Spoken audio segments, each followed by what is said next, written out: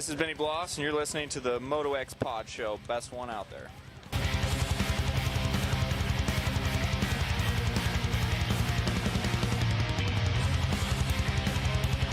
This is Alex Martin, and you're listening to the Motoxpod show.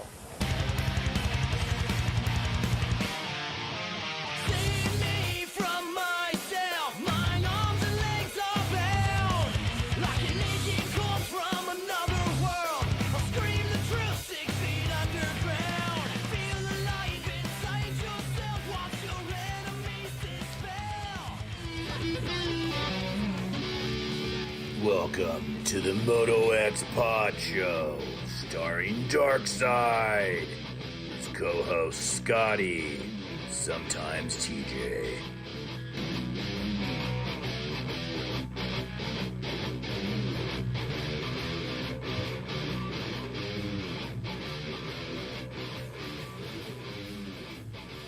Oh, what's up, everybody? We are back. Another episode of the Motoxpod show tonight, brought to you by Cherubies USA. You guys know it all already. Cherubies USA has been the leader in moto plastic and accessories with products that fit perfect, look great, and last. Cherubies has what you need. So visit CherubysUSA.com today for their full plastic kits, individual pieces, hand guards, chain guides, and sliders, or anything else they offer. And don't forget to let them know the Motoxpod show sent you. Race Tech is on board. My suspension shipped out yesterday. It will be here tomorrow for Blue Crew. And Racetech is the world's largest aftermarket suspension modification company. All Racetech products include award-winning gold valves, and settings are 100% guaranteed. And, Scotty, they're made right here in the USA. America. Also, Racetech also offers state-of-the-art precision engine services and parts to all engine builders. So visit racetech.com for more info and use promo code MOTOXPOD to save. Fly Racing on board. Since 1998, Fly Racing has been developing and innovating its gear lines with riders like Justin Brayton, Zach Osborne, RJ Hampshire, Damon Bradshaw, Justin Brayton, Carson Mumford, Jalik Swoll, many more. Check out your local dealership and ask for Fly Racing with their list of products offered by WPS. X-Brand goggles. The new Lucid is out. This is the X-Brand Lucid Whole Shot Conversation. We're about to have that anyway. This is actually the sponsor, but you know what I mean. You know what I mean. Works Connection on board with products like the industry standard Pro Launch Start Device, the Elite Clutch Perch, radiator braces, customized master cylinder covers, and much more. It's hard to imagine you not going to worksconnection.com so you too can have what the pros use. Promo code MOTOXPOD20 to save. Eric reached out the other day, and somebody actually used the code, which I was excited for, but I was like, okay, so that means only one. One. Come on, guys. Do you not need a whole shot device or a clutch perch, an Elite clutch perch? Get them today. Hell, you can get a master cylinder cover with the Motoxpod logo on it and support us. Yeah. Do it. Do it now. Pause the show. Do it while you're listening. Right now. Yeah. Do it. And you can't even blame it on me. I've actually been doing my job. I've been promoting these things. I've noticed some. Yeah. That little accent that you sort of just made a joke of, right now. I was up there in Minnesota this weekend, and my friends Cody and Jilly. Did you have a good time? She was talking about something. She said, do you need a bag? A bag? I said, bag? How's a bag? You got a soda pop in? You got a soda pop in the bag? Question, what do you call, like, soda? There's, like, dark cola. I was like, Coke. Even Pepsis are Coke. Yeah. We call them Coke or Dr. Pepper. That's all. Yeah. Or Sprite or whatever. Anyway, that was a fun conversation. She was pretty funny, and Cody's rad. Torque One Racing's on board with us. Our Jerky, MotoXpod21 to save while shopping at Our Jerky. She kind of gave you a little. I like your little flock of seagulls thing you got going on. That's pretty messy. She didn't really give that to me. That's just the way it looks right now because I got out of the shower. Get you some Our Jerky to snack on. Sizzling hot teriyaki, the 7 Deuce Deuce black pepper beef brisket. It's so good. Guys, graphics. You need new graphics for your bike. You want to get your jerseys lettered. Graphics at bermlords.com. If you're looking for a custom kit to make your bike reflect you, then you need Bermlords. Shock socks, Williams Motorworks, Extreme Colors helmets, helmet painting, Blood Lubricants, the best oil, the Barracuda bloodline with multiple weights, better protection, better performance, and it lasts longer as long as it's in your bike. As long as you tighten. Promo code MotoX. Power Band Racing for you WP guys, TruFusion Sports, and grill your ass off seasoning. Promo code MotoXPod to save. Tonight, episode 241, We got Aaron Plessinger coming in. Not coming in. That'd be awesome. Be Coming on? Way out of his way to come in studio here. But he's going to come on tonight. We visited a little bit at the race the other night. Damon Bradshaw is going to join. That's going to be so awesome, dude. He's been doing all these adventure rides. I can't wait to hear some of these stories about what he's been up to. And then privateer Zack Williams, his home race this weekend, had his best performance. Yeah. So we got a lot to talk about. What you been up to? Oh man, just doing my thing. Just been hanging out, watching probably the best race of the season, and you got to be there. Yeah, you know what? Funny thing is, I love being there. Right? It's so much fun. But I was like, okay, I can't see what's going on. I can hear the crowd cheering on one side of the track, and I'm like, I can't see feel like it. Millville is pretty good about being able to see the whole thing. No, you can't see the whole thing. You can see a lot, but there's definitely spots you can't see the track. You can't see the rollers unless you go over to the rollers. It's kind of funny how you go to a Supercross race and you see more than you ever would see on a broadcast, but when you go to the National, you see everything that one spot has. You know? Yeah, and you see stuff that doesn't get on TV. You know, like I saw Anstey's bike go just absolutely. I've never seen a bike flip that fast and that far. I don't think they ever showed the actual bike. Nobody flip. caught it, but I saw the aftermath as the bike was flipping down the hill. I saw him sitting up. I never heard anything else. Yeah. Is he good? He says he's good. I texted him. He said he's what was his quote? More or less okay. More or less. Yeah. So, but that would be like top 3 worst spots ever in the history of motocross to go down. The bike went so far. I feel like the bike went 200 feet downhill. Yeah. And then it went probably another 150 feet across like the creek and across the open area. I don't think it got into the crowd from the angle, but it was real close. At least he didn't. At least we were making progress. He didn't hit a Suzuki rebar. True. But it was a lot of fun. I got to give a shout out to Cody and Jilly, who let me stay at their house. They actually stayed at the track Saturday night, and they're still like, "Oh, our house is open. Just go," and hung. So I got to sleep there before I went. Jilly cut my hair. We kind of had a lot of fun making fun of each other with our accents. Yeah. And so shout out to them. They were a lot of fun. Cody is just such a super fan of the sport, and he's a lot of fun. I met a lot of their friends. So good times hanging out at Millville this weekend. Any questions? Someone said, what happened to Lane Shaw? I didn't know anything happened to him. I didn't know anything happened to him either. Talked to him before the race and then never talked to him afterwards. Sorry, guys, not getting the scoop on that one. I missed that scoop. I thought I did talk to him afterwards. Maybe it was right before the race. Yeah, I don't know. Let me text him. I'll find out. I didn't know something had happened. Yeah, I didn't either until I saw that. But yeah, it was an amazing race, right? I mean, the 450 race, just unreal. You've gone back and watched the broadcast, I'm sure. Yes. Only the first the first motos. I just haven't had any time. Yeah. Well, if there's any noise in the background, by the way, my shop is in process of getting concrete ready. It's the sound of progress. There is equipment running and chop saws going. So yeah, if there's noise in the background, is what it is. I'm getting a shop built. Damn it. But yeah, a lot of great racing. Like just Eli and Chase are otherworldly right now. Chase blew it away. Just kind of blew it in that Moto 1 with his old tip over. Like he passed Eli back. Which I think he had that one. Yeah, I do too. Did you were you there at that podium area when they got back? No, I usually do go over the podium, but I was with a lap to go every time I was going back to the media tent to watch the last lap on TV, so that I was hoping to get where they were finishing, because I was losing track sort of at the track, and it was easier to go in there. Losing track of the track? Yeah, I was losing track of the track. And then, of course, timing and scoring was all screwed up. But no, I didn't go to the podium at all. Why do you ask? Because I haven't really watched any podium stuff whatsoever. At the end of it, like they sit in that little chair and they water down or whatever. Yeah. He was like spent looking like. Hey, Chase. No, Eli. Oh, Eli. Oh, that's right. I didn't hear them talking about that. No, he didn't look like, obviously, like those guys, like that's what they do. So he didn't look like what you and I would have looked like. I'd have had that oxygen mask, and I wouldn't have finished. Yeah, I'd have been in those woods somewhere.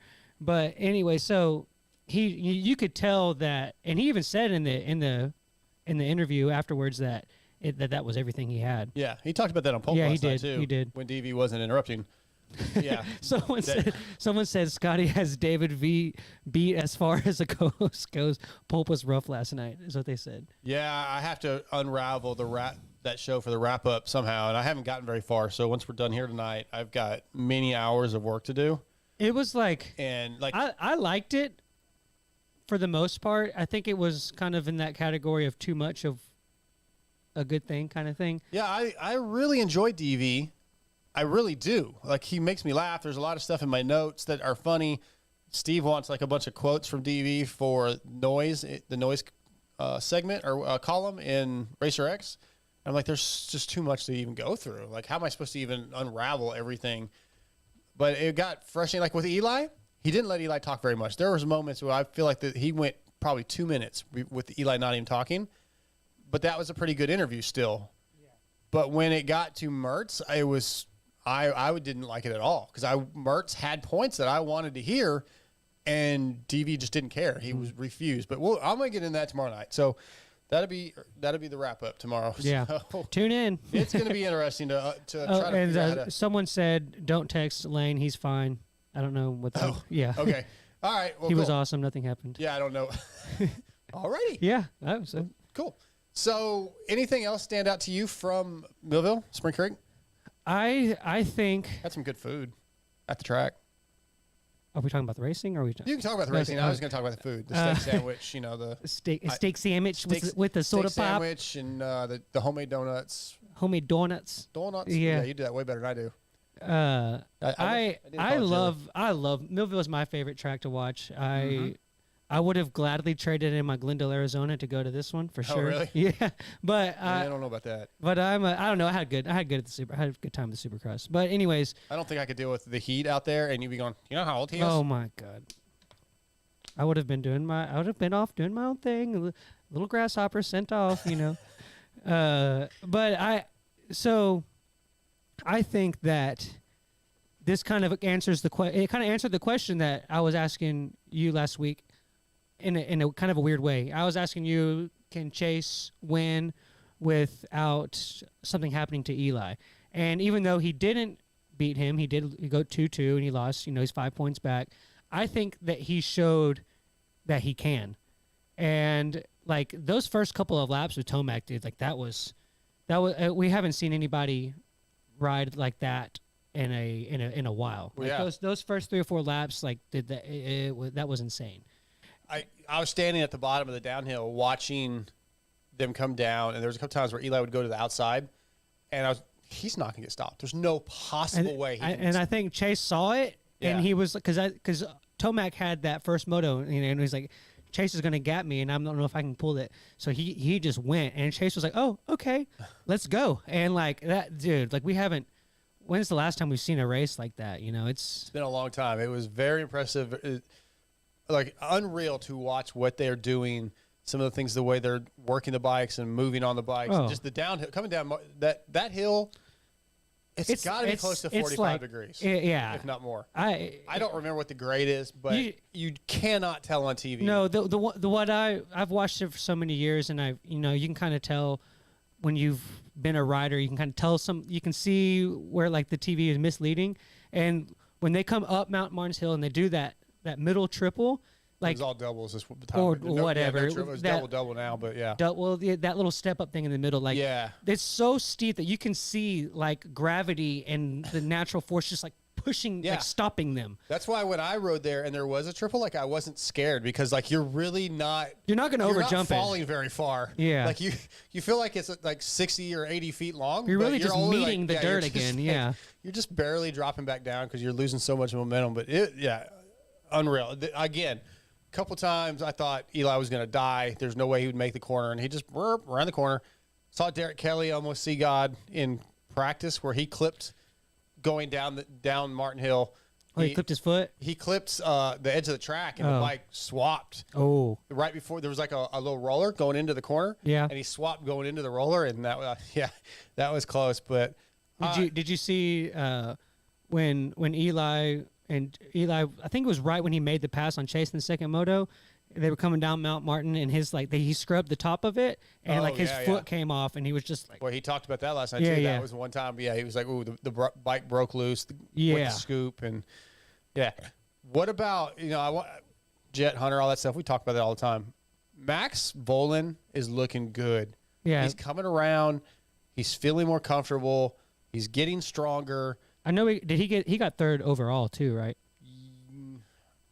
I don't know. I meant to print all that. I don't know, man. I don't. Yeah. Sorry. Because he I got just third don't in that know. moto. You know what? The funny thing is, No, Shimoda got him yeah, at the 'cause end. I never saw official finalized results because I think they came out hours after I left the track. Oh wow. And then I haven't looked. I have been 100 miles an hour since I left there. Drove an hour and a half back to Jilly and Cody's. I was half asleep. I edited the videos for our YouTube real quick. I passed out. I was up at 3 a.m. to get on the plane. Flew home. Yeah. As soon as I got home, I took a 2-hour nap. I went and got Hendrix, my granddaughter, for a little bit. Tried to watch a couple of the motos and was like falling asleep. Yeah.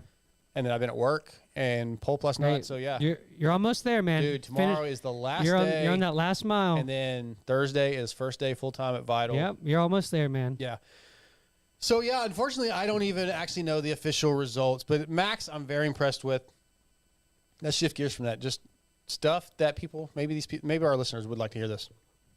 So I get there and I'm Friday, and I'm busy around the track. And actually, this was Saturday. Saturday, I'm over at Star, and Duffy is helping bleed the brakes on Christian's bike. He's down there with the bottle, and one of the other guys is bleeding the lever. And I'm asking some questions, and Coker, the team manager, the 450 team manager, slides the door open the rig and goes, "Duff, pay attention to your brakes." Basically, like, you need to quit talking. Ooh. And I was like, "Oh, hey, sorry, Duff," and I left.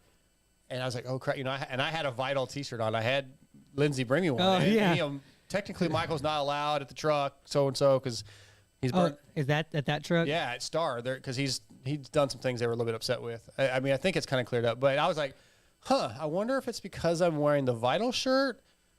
Like, was he upset with me, or was he upset with Duff? And I'd never actually introduced myself to Coker in all these years. I know all the other guys, just didn't know Coker. Yeah. So I did some other things, and I came back, and I went in the truck, and I was like, and I asked for Coker, and he came up. He goes, "Hey, man," I didn't even get a chance to ask him. He's like, "I was not mad at you." And I was like, "Oh, cool. I just wanted to make sure, like, you weren't, like," and everybody's making fun of me, like, "Oh, you already got kicked out of Star." Yeah. You know, first day. And Yeah. Like, it was getting around the pits. Like, Oh, yeah. Like, people knew. Steve knew. All these guys were like, "Oh, you already got kicked out." And Coker was like, "No, man, it's good. You're fine." Welcome to Bottle. Yeah, I was like, "Oh, it's so bad. This is already happening." But that was pretty funny story. I mean, in that exact scenario, in that exact instance, dude, it's so easy to get a bubble in one of those things. If you look away for, you blink wrong for a second, you got a bubble, and like, Sure. that's probably why. yeah. If he had been like adjusting clutch levers, probably wouldn't have said anything. What Coker, he said, "Look, something like that, he forgets to tighten it. We have a problem. I can't chance that." Yeah. I was like, "I get it. You don't have to explain it. I just want to make sure you didn't have a problem with me, and I know we never really met." So he's like, "No, you're cool." And then Christian walked by and was like, "Already getting kicked out." Christian Gray was giving me shit. I was like, man. So yeah, it kind of had me nervous there for a minute. And then the other thing that I kind of thought was funny was Talon Hawkins made his pro debut for Rockstar Husky. And I've met him before out at South Central last year. But it's been a long time. He doesn't remember. And I set him up for an interview. And I'm almost positive I called him Taylor Hawkins, which was the drummer of Foo Fighters, who just passed away. Oh, okay. But I was like thinking Talon Taylor is Talon, the producer, or the guy that answers the phones on Pulp. Yeah. So I felt You were like you were all over the place. I felt like I got it mixed up, and then I didn't think about it till later, and then I texted him. I was like, "Dude, I think I called you Taylor." He goes, "Oh, I didn't even notice if you did. No big deal, but lots of fun." Oh, Friday. Okay. Great interview at Muck-Off. I was talking to Enzo Lopes. Phil walks up, and they just start mother effing each other, making fun, and F-bombs. And That doesn't sound like them. It was so great. No audio. I checked it. Dude. Listen, I lost 6 interviews from Friday. I checked it every single time it was connected. So when I got back to Cody and Jilly's that night, I started messing with it. And that splitter, when you move it certain ways, it goes in and out. So it's something to do with the splitter. But Michael's given me a professional grade camera mics from now on, so this shouldn't happen again. Yeah. But I was like almost broken hearted. I know it's happened before, but that one was fantastic. And it seems to happen to you at the worst possible times. Well, that was a really good one, and I had I had a lot of good interviews that I just lost that day that were even better than probably Lakewood stuff. And I was hurting, upset. And when you do the math, when you think, okay, so you pay all, a portion of the show's sponsorship dollars to go do that. Or Patreon supporters. Patreon supporters. Patreon. Yeah, Patreon. Shout out. You do all that, and then like you're there, and you really, 12 interviews in a Friday or a Saturday, like that's a hard number to get, and then like half of those, like dude, that's Well, like I'll tell you what, the video was that's tough. Man. Before I really, I put them all in the software to edit. It was 28 minutes long. When I got what had audio, I think it was 8 minutes long. So I lost 20 minutes. Yeah. Sucked. Ryder D was good. Ryder D killed it. His parents were like thankful. They're, thank you for that interview you did with Vital on him. That was like one of the best videos or best interviews he's ever done. So that was cool. Yeah. Met a lot of listeners, a lot of Pope listeners, a lot of people that look like our show. That was pretty cool. A lot of people. One of our guys, like, do you cool God me? He messaged me today. I was like, what do you mean? You were at Rockstar Husky, and I said, what's up, Dark Side? And you just walked by. I was like, You're such a dick, dude. I was like, it was not on purpose. I promise. God. I talked to so many people. Full-time media guy, just gonna. Yeah, it's begun. Who was it? One of our guys? Not one of our YouTube guys, no, but it's still just a great weekend. Good times. There's probably stuff I'm not remembering, but just had a lot of fun talking to everybody and being there, and we're hopefully we'll be more soon. The track didn't seem like everything was like nothing seemed real peaked out, or the whoops seemed about normal. But it did provide for. They were just balls out racing. It was awesome. Kind of back to the racing a little bit. Minutes, but go ahead. How percentage pie lapper for Hunter Lawrence? Percentage pie. How much did that lapper? Like cost? 95. You think it was? Oh, really? Yeah, I mean, it slowed him down tremendously. It was in his way, but he shouldn't have been following. Yeah. So but you got to factor that in the percentage. I wonder how much these guys look ahead. Like, that's one of the things you're always taught as a kid when you're riding. Dude, it's hard. Look ahead. If my eyesight is 15 feet above my bike, that's good for me. Well, that's because you're 3 feet tall. Oh my God. But Hunter is bigger than that, and like I'm like the literal exact same size as Hunter. I don't know that I buy that. How tall is? I'm not going to ask him questions like that. I don't know how tall he is. I don't know how old he is. You probably do know how old he is. I actually don't. I don't remember. The point is, though, I feel like you got to be a little more aware of that you're coming up on this guy. You're going up to the top of the hill. You see that he's going to the outside. Then you got to go inside. I'm not in that position, but you have to be more aware than that. And sometimes the lappers just, like, they don't know where the fast guys are, but I still think you need to be more aware. I think, so I'm going to say, what I say, 90%, I'll say 90% the lapper caused the problem, but the other 10% Hunter should have been paying a little more attention, maybe chose a different line. See, I feel like that should have a bigger line. I feel like that should have a bigger percentage. You got to know. I mean, like. Well, it's still the lapper was in the way. If the lapper didn't honor the... I'm not saying it was all 90% the lapper's fault. I'm saying it was 90% because of the lapper. Yeah, okay. That's, the lapper getting in the way was 90% of the reason. And then the other 10 is that he wasn't looking ahead. And he shouldn't have been there behind him like that to begin with. Let's take a quick commercial break. We'll be back with Aaron Plessinger. Yeah, YouTube. Sorry, guys. I'm drained right now. I'm probably not doing a very good job on my part, but I am just smoked. Muppet said no Twisted Girls. Dude, they were hot. I did see them. Like, if you watch the Ouija's best post-race show ever, at the end, myself and Chase got in on that, and I think the girls are in the background. Man, they may have already left, though. They were there. I didn't get any interviews with them or anything, though. Yeah, there was a couple hot ones. Dude, the booties in that area of the country. I thought Texas had the southern. Man, I don't know. Like, corn. It's like corn, man. They all just eat a crap load of corn. I don't know how many kids are cornbread listening. Booties. I'm a boob guy. I do like booties though. Amber's got a nice butt, so I've kind of become a butt guy. But up there, I was just like, holy crap. There some, dang. Baby got back. Yeah, I don't know. There's something in the what you said, corn fed or whatever. Is that what you said? Yeah, the cornbread booties. Yeah. It was pretty spectacular. There was a lot of looking around. Someone asked how tall I was, and he is 3'8". I said, And I said 5'8" youth, with shoes on, and then he wears a youth medium. Chase said he's 4'7". He's lying. He wears a youth medium. Medium. Yep. Yeah. He's like a little child. The MOTOXpod show kid. Anyway. Wasn't there a movie called The Motocross Kid or something like that? Yeah, Kid with the Glasses. That was filmed at Mosier Valley. Dirt bike kid. Yeah, I loved that movie. The bike would come the bike would come to life, and his little headlights. Yeah, as a kid, I liked it. I literally watched it within the last year.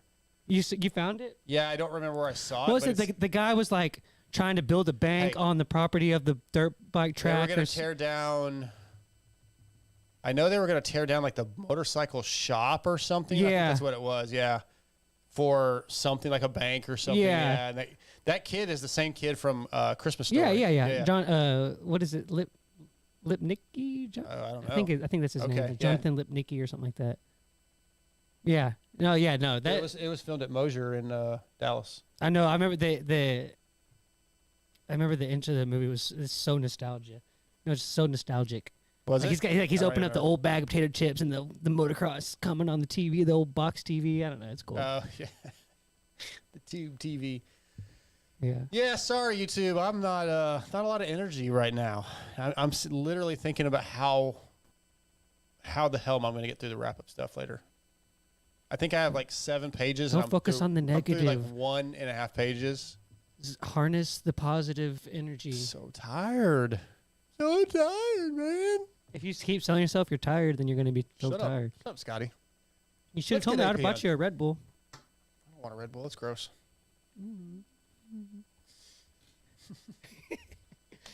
Dude, like, how much? Shut up. We gotta get AP. All right, hold on. What's your Let Scotty talk instead of Aaron Plessinger. What's your Coca-Cola to water ratio for a day? Lately, I mean, it is like 103 degrees in Texas right now. So I'm probably drinking twice as much water lately. Yeah, it's way too hot to be. Gotta have a couple Cokes during the day so I can live, but it's so funny.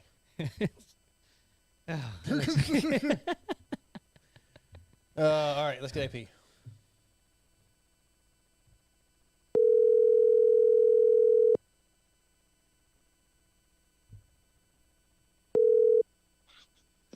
What's up, brother? What's up, AP? What are you doing, man? Oh, not much. Just putting the kids to bed, my man. Oh, it's party time after that. Oh, yeah, you know it. All right, I got Scotty in studio with me, so you hear him. I'm going to hit record on the audio, and we'll get into it. All righty, that sounds good, brother. All right, here we go. All right, our first guest of the night is brought to you by Jerky's USA. For decades, Jerky's USA has been the leader in moto plastic and accessories for products that fit perfect, look great, and last. Jerky's has what you need. Whether it's full plastic kits, individual pieces, hand guards, chain guides and sliders, or anything else they offer, visit Cherby'sUSA.com. And tonight, Jerky's USA brings us our boy, Aaron Plessinger. What's up, AP? Hey, not much, man. Just hanging out with the fam. You know how it is. Yeah, I hear the kids in the background. You say they're about bedtime, huh? Oh yeah, they're heading to nighttime right now. Is that mom and dad like that you can't wait for that time, right? Like, I mean, it's great having the kids up, but once bedtime comes, it's like, oh yeah, it's good having them up all day, but yeah, when 8 o'clock rolls around, you're definitely ready for it. So how long do you and the wife stay up and hang out after the kids go to bed normally? It depends. It depends on what Alden has me doing the next day. Right. Nah, usually 10:30 or 11. Okay. 10:30 or 11. That's pretty normal. Not bad. Watch maybe a little TV, snuggle a little bit. Oh yeah. Yeah. We watch our shows and kind of just hang out. I mean, sometimes I'll crank the Xbox up and mob with the boys, but you know. Yeah. What are a couple of your shows right now? What are you guys? What's the go-tos? I think we actually just finished what's it called, Stranger Things. Oh, so good. Me and my girl just finished that Yep, too. so good. Oh, dude, it is so good. That's one of the only TV shows that I'll sit down and actually watch. We did have like when I was hurt, we did have a couple like crime shows that we watched, but I kind of got away from those, and yeah, I'm the only I'm only watching Stranger Things now. Okay, let me ask you this: so there's supposed to be one season left. Does 11 survive? I hope so. All right. I don't think she does. I think she's gonna. I think she goes out, man. I think she goes out. Oh, I have a Stranger Things theory. Okay, let's hear it. So it'll look like 11's about to be done. Yeah. And Eddie will have, supposedly there's a theory that Eddie will join Vecna, but then at the very end will like. Wow, you're a nerd. But I just saw it on like Instagram or something. But he will turn against Vecna at the end, and that'll save 11. Okay. Interesting. Good That stuff, would be though. pretty badass. Yeah. Honestly. My favorite part, because I grew up, in the 80s, which is sort of based a lot of 80s nostalgia, was seeing, man, I just blanked, the guy that played Freddy Krueger. I can't think of his name. He was the old man, the old guy that, Vecna's dad or whatever. Oh, that was Freddy? Oh, yeah. Yeah. Really? Robert Englund. Yeah, he played the guy that kind of lost his mind. Yeah, and then in that same episode, they had a little Nightmare on Elm Street joke or whatever. So I thought that was pretty cool. I kind of freaked out a little bit over that. That's pretty cool. That is. Yeah, that was my era because I'm old. But let's get to some racing, man. Currently 8th overall in points. Southwick was probably your best race of the year with the podium. But I feel like, you've been kind of averaging right around that, 9 to 10, 9 to 8, 7, 7. But I feel like you're riding better. Like things are coming along as we're getting midway through the season. Yeah, man, I feel like I'm picking it up here and there, but it's just the starts, man. The starts are killing me. I definitely got off the gate really, really good at Southwick, and you guys saw what I could do with it. But dude, I found such a good flow on that track, and I don't know what it was or like why I was riding like that, but it felt cool. And that's how I want to ride. That's how I should ride. But yeah, I haven't been able to really flow like that since High Point, second moto. And then, I don't know, man. I got to put it all together. I got to get those starts, and I think that flow will come. But I think it's definitely going to be a better back half of the season than front half, with the bike coming along a little bit better, and just overall fitness is there now, and yeah, I'm enjoying it. So you talk about like the flow at Southwick, and I know if you knew the answer to this, you'd be running up there with Eli and Chase. But what do you think it is when you say, okay, I find the flow here, and the other days maybe the flow's not there? Do you feel, can you tell like, all right, today the bike's off a little bit, or today I'm off a little bit, or maybe it's mental, or can you even put a finger on what you think it is in certain moments, or is it just like, shit, I don't know what it is today. I just don't have it. Yeah, I can't really pinpoint it.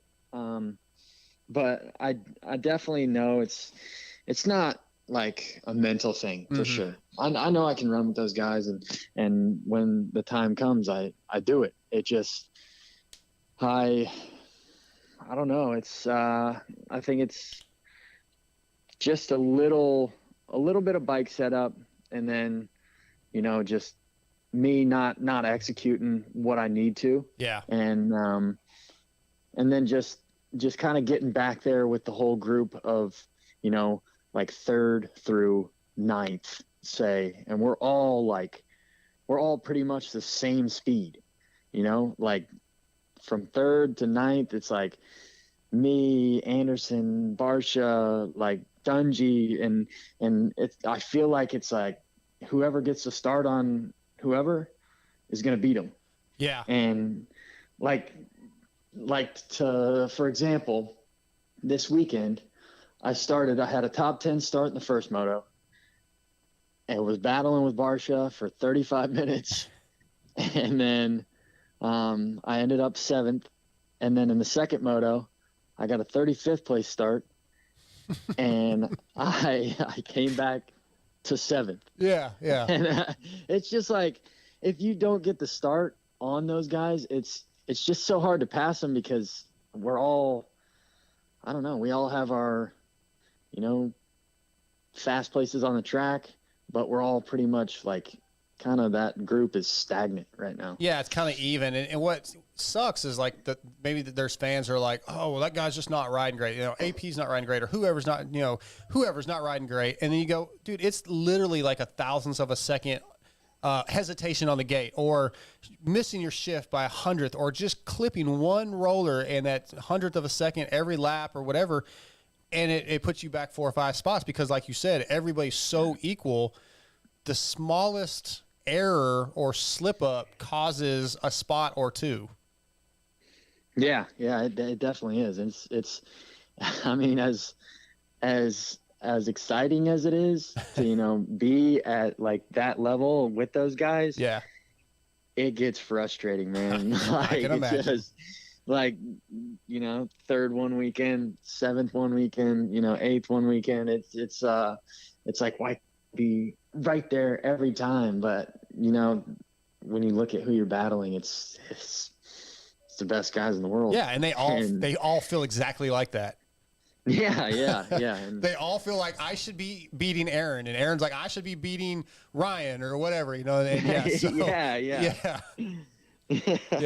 yeah, I can see it being frustrating. Definitely. So Aaron, we know you're at Alden's. We know that y'all are working y'all's butts off, and you've had your last two results have been your best overalls of the season. So it's nice to see that hard work paying off. And I just kind of wanted to know what are you like in grind mode? What are you like when you're kind of like against adversity? Like what is that Aaron Plessinger like? I'd like to think not too much different. I mean, definitely, I'm no different when I get off the bike. I know that. I'm always, cracking jokes, laughing. Me, RJ, Malcolm, we're always shooting the shit, Yeah. But I mean, on the bike, yeah, I mean, it's a little different. I mean, sometimes I'll come off, best moto ever and all smiles. And then some days I'll come off just, not throwing stuff, but wanting to throw stuff, That's hard to picture with you. Like, I don't see that. Oh yeah. There's been some heated moments after a couple motos, not at anybody else, just like myself, and yeah, I mean, I don't know. I just really have the urge this year to just be up there and when I'm not on my game, it just pisses me off, man. It's like I'm doing all the work I can.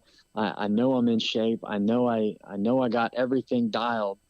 Like, why today am I this far off? Or like, why today am I feeling like this? And it's just, little things when you're at that like gnarly, I guess, heart rate and your adrenaline's pumping and everything's going. You're just like, I don't know. It just amplifies everything.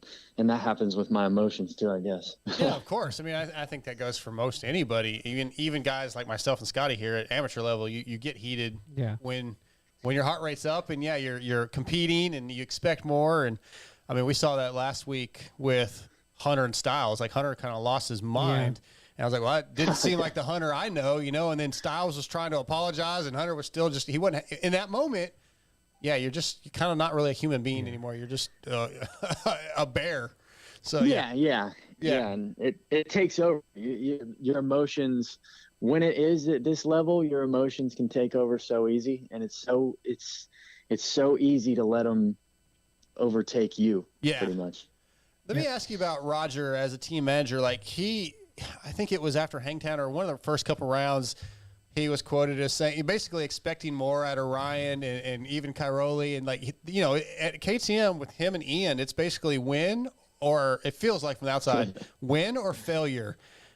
What's it like working with those guys? What are their reactions? You know, how are they when you have a 9th place finish, or can they see, hey, you rode really well today and they're happy for you, or is it always not good enough?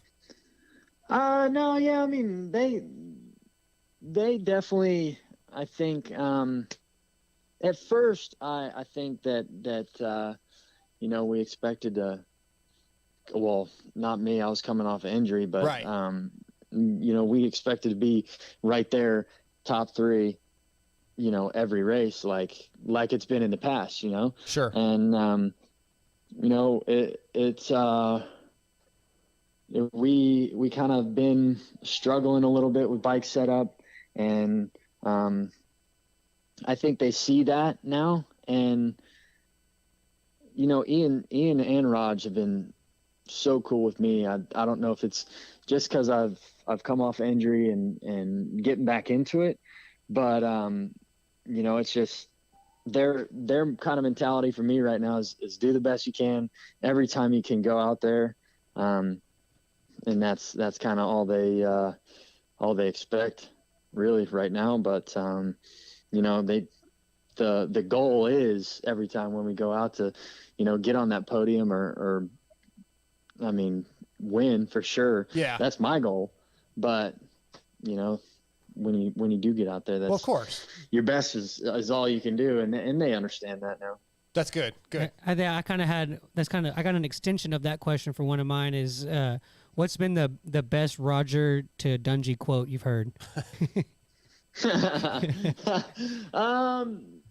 Raj to Dunge, I don't know. I haven't been around when Raj and Dunge have been talking that much. Yeah. But I can tell you one thing. Roger was telling me some stories about the old days, and my dude's got some funny stories. I can tell you that, dude, from way back, and Can you give us one? the good days of the good days of Supercross. I can tell you the gist of one of them was Daytona wouldn't rent the moto guys any more cars because they would take them out onto the beach when you can drive on the beach and they would see who could go the furthest into the ocean with the rental cars.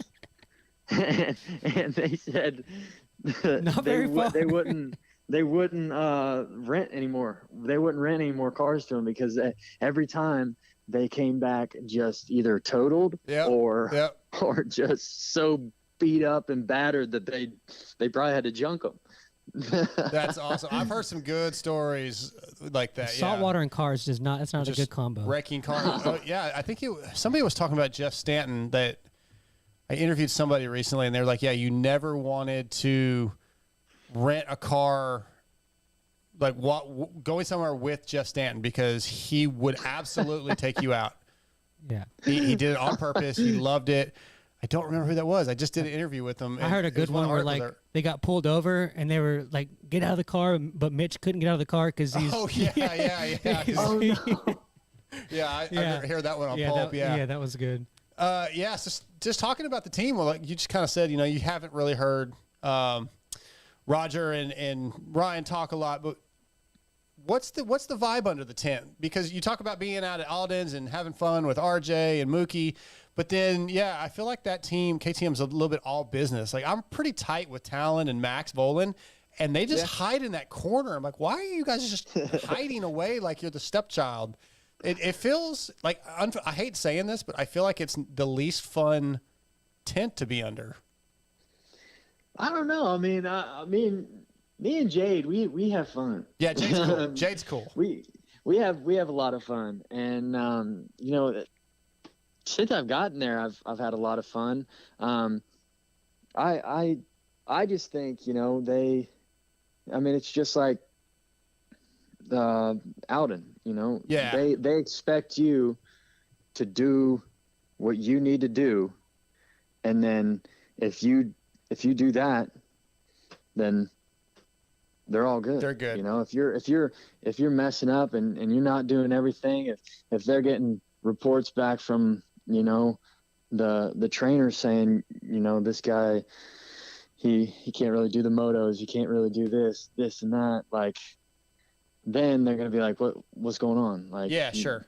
It's a business. It's it definitely is. But if you're doing your stuff, if you're putting 100% in, and they can see that, and you're showing that, man, they're cool. It's good. Yeah, it's okay. They're cool, and they're. I mean, the vibe I get is they just want to help. They're there to help you be the best and do the best you can, and they put a lot of work into it, and yeah. Okay. Yeah, it's I guess as a media guy, first of all, like Stephanie is the lady that kind of does the PR, right? Is that Steffi McNutt? Yeah. Okay. Yep. So she kind of scares me. Like Mandy at Honda, they used to be at Honda, scared me because she was all business and like, what are you doing under the tent? Like she didn't want you under the Honda tent. And it's not like that anymore. Like I can go under the Honda tent, and nobody says anything. But every time I walk into the KTM tent, like Stephanie's like, who are you? Who are you with? What are you doing? And this weekend, I stepped into Talon and Max's corner, and he's like, well, Max is inside. Let's go in there and you can do an interview. And then she's like, well, why are you in the truck? We usually don't let people in the truck. And Talon's like, well, he's with us. And she's just, you know, it's all business, and it's not, it doesn't feel laid back to me as somebody that's not part of the team, where a lot of the other trucks like Star, they joke. And, you know, when I walk under there, maybe it's just because I know them better, but she scares me a little bit. She's all business. I think, you know, Stephanie, she's awesome. Yeah. Okay. She does a lot for me when we are at the races and even away from the races. I think she, not that like anybody would, like, not saying you guys would even come close to like invading our privacy or anything, but I think she just wants, like, when we're under the truck, I don't know, she just wants us to chill, you know, or anything, to where kind of that, I don't know. I get it. Like, yeah. if too much media comes under the tent, like, you guys don't need to be dealing with that on race day. And she's trying to keep you guys, you know, comfortable and able to focus on racing and what your job is. I mean, I get that. Yeah. And she doesn't. Yeah, I mean, she doesn't really know who I am, and I finally introduced myself probably properly this weekend, so that I was like, hey, you know who I am now. I'm working for Vital. So like beforehand, it was just my podcast, and I really wasn't known. And she was like, yeah, you got to go. But hopefully now I'm more official, since, you know, full time starting Thursday. So maybe we'll be good. But it's just a vibe I got. I was wondering how it is for you, because a guy like yourself who's always happy, having fun, you know, you like singing and having a good time. It feels like it doesn't match with the team vibe. Oh yeah, you're gonna be there this weekend? No, right? Unfortunately, I wanted to go. I won't be. Why? What am I missing? When's the next race you're gonna be at? I got to talk to Michael Lindsay and get him to send me some more. So I don't know. Paula probably. All right. Well, hey, whatever race you're at, you let me know. I'll bring you in the truck, and I'll show you how I do it. Okay. Perfect. I'll make it. We get down, man. Hey, there's music playing at all times, all throughout the day. Okay. We're vibing. We're chilling. All right. I'm going to hold you to that. All right. Let me switch gears just a little bit. A lot of talk with MXDN coming up, and a lot of people, Mathis, a lot of people talking about, let's drop a 450 guy down to a 250. Let's try something different. Sounds like that's going to happen. If you were given that option, how do you feel like you would do dropping down to a 250? Would it be difficult? Would it be something that would be just exciting to you to let's go back to a 250 and wring the hell out of the thing? What would your thoughts be on having to drop down after being on a 450 for a couple of years? Yeah, I mean, for Team USA, I would do anything. Yeah, I know that. No, yeah, I'd like it. I would love it. I haven't rode a 250. I mean, little bits here and there, but nothing like training on a 250. I'd like it. I'd like to see how, you know, the KTM 250 works, and I don't know. I think it would be exciting for sure. Awesome. I feel like, well, it's supposedly either Christian or Barsha seems to be the two guys that I'm hearing the most rumors about. I think Barsha would be awesome on a 250, you know, just the way he rides, and you'd hear that thing all the way around the track. And either way, I think it's going to be good. I think it's something that's cool to try something different. Most of our 250 guys are kind of not in the best health right now. You know, Justin Cooper's having some issues, and he's probably America's best 250 rider right now, and I don't think he's going to be able to do it. So I'm excited about it. It'd be cool to see. I would love to see you do it. Yeah, because, of anybody, you're the most patriotic, I think, of our guys. Dude, if I can figure out what my deal is with the starts, hey, yeah, I would definitely do it. If I can click off a couple more podiums before the year ends, I would say yes for sure. Oh, I know that. We got one more question for you, AP, and we'll let you go. All right, AP. So I was browsing through. I see your social media stuff pop up sometimes, and I love the Dog Holiday and the Western little thing you do to kind of promote it. Like, how did that kind of come about, and like what is it that you like about that image, that style? You know, I have my guy BG Creations. He makes all my edits and all my little, you know, cartoons for me and everything. And he kind of just, you know, shot me some ideas. Actually a lot of ideas this year. and I kind of just picked a little along the lines of that kind of style, and he just kind of ran with it. You know, I didn't really, I don't really tell him what to do. I just say, hey man, do your thing. Just think of me while you're doing it, and I'm sure it's going to come out ripping. And everything he makes, I just dig, because it's sick. I love the Doc Holliday stuff. Yeah. I love all the cowboy stuff. It's really cool. It was really cool when I was podium.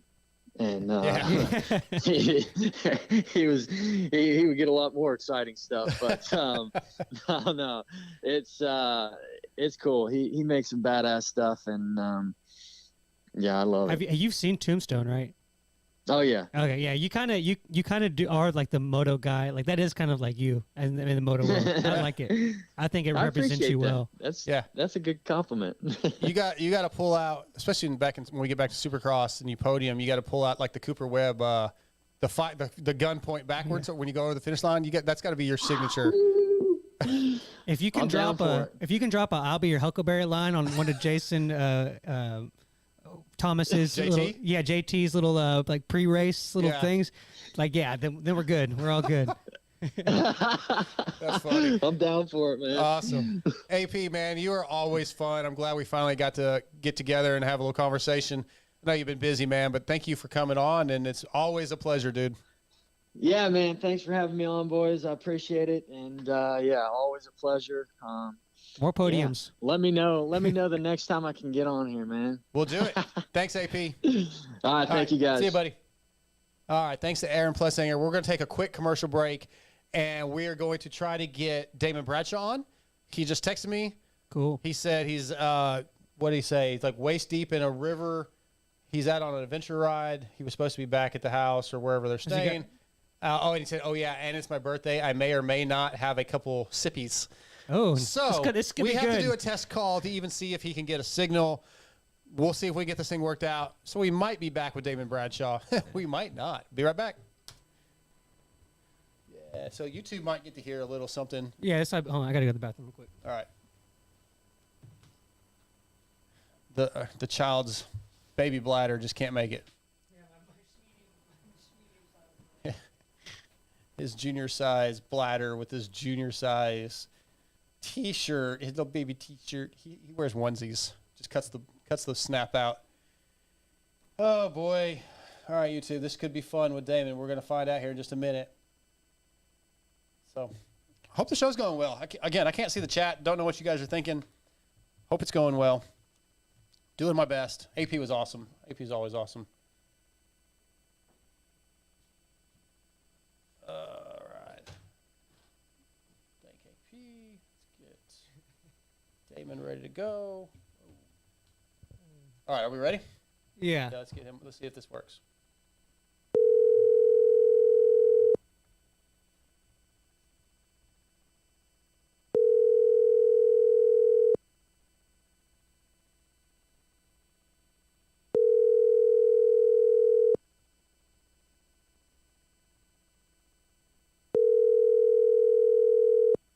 Maybe not.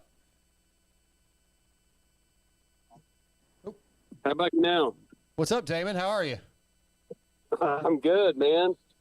I just was a little concerned about the service because I had no service, so I'm hotspotting off of somebody else's phone. Okay. Well, we'll see how it goes. We'll try to just keep it short so you can get back to it, and if it does start cutting out, we'll cut it short. Yeah, no worries. All right, here we go. I thought I was going to be right on the edge of service, but we're on the river paddleboarding and enjoying the nice Idaho sunshine. Oh, that sounds awesome. I wish I was where you are instead. We're about to send you a photo. Oh, awesome. All right. I'm gonna hit record though. We'll get this thing going. All right. Our next guest of the night is brought to you by Fly Racing and Works Connection tonight. Fly Racing has been developing and innovating its gear line since 1998. Fly Racing is the only choice if you want the best. Just ask current riders RJ Hampshire, Justin Brayton, Carson Mumford, and the guy on the phone, Damon Bradshaw. Visit your local dealership, ask for Fly Racing, distributed through WPS. What's up, Damon? Oh, not much, man. Just hanging out on the river, a few days off, and I have an adventure ride coming up here at the end of the week with some guys. So, yeah, just kind of enjoying the birthday, I guess you could say. Yeah, you said it was your birthday, so happy birthday to you. Yeah, I don't really like to advertise that, but we are kind of on pretty close to titty deep. So, yeah, I'll just go ahead and say it. Yeah, I just had my birthday last week, and I try not to advertise it too much myself. As we get older, I don't like celebrating them. You know what? It's just another day, but yeah, we are out of here, so yeah, I can't complain. Well, I want to talk about these adventure rides you've been doing, man. I see all your posts on your Instagram, and it looks like you are having the time of your life. Just talk about how these things are going, how much fun they are, and getting people involved. Well, everybody says, "Oh, are you old enough yet to ride an adventure bike?" I really don't think it's that. I think it's a growing market, and especially now with Yamaha and the new T7 being, kind of wants to be a dirt bike, to be honest. And a lot of people are, I don't know exactly what the word is, intimidated, I think, by, riding them on trails and just being such a versatile bike. But I think you have to get out of your head that it's not really that heavy of a bike. You just get on it and you ride it like a dirt bike, and it actually works really well. So I just enjoy that aspect of having a multi-purpose bike that I can jump on at the rip up the road, and if you want to hit a 2-track, you can do that, and if you want to hit a little single track, you can do that too. So I as you're going, it's not that you get bored, but I still ride moto, still ride off-road a lot, and now with the adventure bike, and Yamaha is doing an adventure event, and I'm pushing with that for Fly Racing because we have a great line of adventure gear. And so I think a lot of people don't really realize that because we're not out at those events. So right. Okay. This year I've already hit a couple, and I'm going to be doing one in New Hampshire with Yamaha a little bit later on in the season.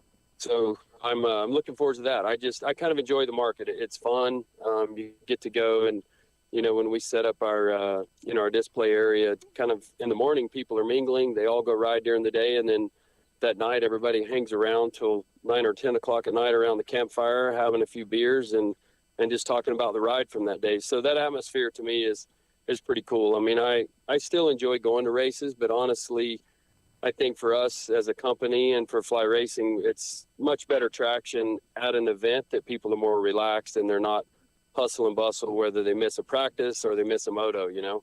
Yeah, it makes sense. When you look back on your career, could you have imagined like what it would bring to you now at, you know, in your twilight years, Damon, you know, where you're getting to do all these things and interact with fans and, you know, who have become friends, and just the adventure touring riding that you're getting to do, like, just, it's really cool what your career led to.